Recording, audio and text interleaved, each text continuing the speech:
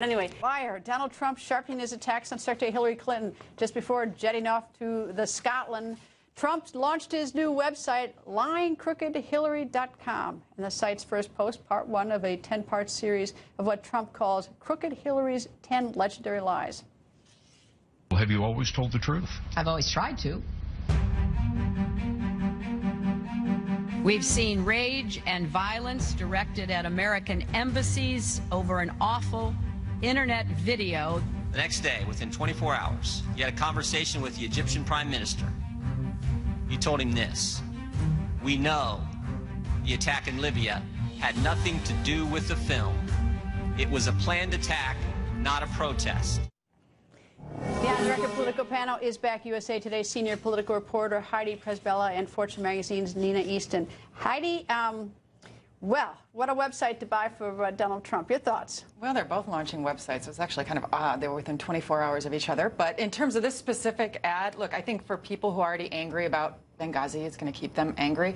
Here's a question I have. After talking to a number of congressional Republicans, and this is where Donald Trump might, do well to listen to them, why isn't he focusing on Libya? Because Benghazi, there's things obviously to be angry about, but she sat for 11 hours of testimony, and Gowdy himself said we didn't come out of there learning much new. But Libya, she was a main architect of Libya, and it's become a disaster over there. And the Republicans who I talked to say you really need to stay focused on Libya, which would really appeal to and disturb a much broader swath of the electorate than continually exercising the people who are already exercised over Benghazi. That's right. I mean, that's her great vulnerability. Of course, Libya became a failed state after we intervened without Plan B, and it very much is part of. Commander-in-Chief well, I mean, she was Secretary of State. That's pretty, and she argued for engagement. To engage in the beginning. But I think what you're seeing here, both with Hillary and with Trump, is they are figuring out what the public hates among the two most unpopular candidates we've ever had,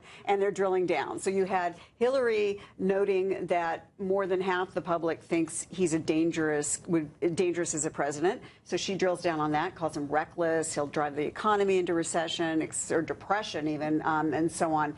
And then he knows from looking at her polls that she's considered untrustworthy. So we've got crooked, lying Hillary Clinton.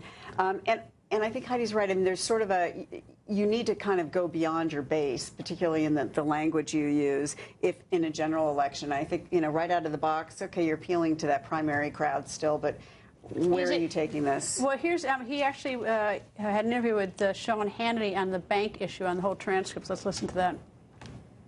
For whatever reason, she doesn't want to give those speeches. And I don't know, there's something going on there, because Bernie Sanders could not, over a long period of time, get her to give the speeches, and he wanted them very badly. But she made a fortune with this stuff, and what's the purpose of it? What are people getting for it? And you look at it, and there's something very strange. The whole thing is very strange. Frankly, she's very strange.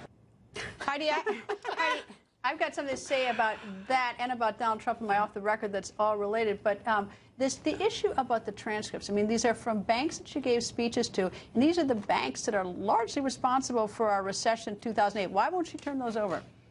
I suspect that she was not nearly as critical of the banks when speaking to them one-on-one for a paid fee than she is on the stump. That's pretty much what I expect. But this is much more on point for Donald Trump, right? Because this was something that Bernie Sanders really bludgeoned her over in the primary in terms of her connections to Wall Street. It's the one line that you can draw from Bernie's people to Trump's people.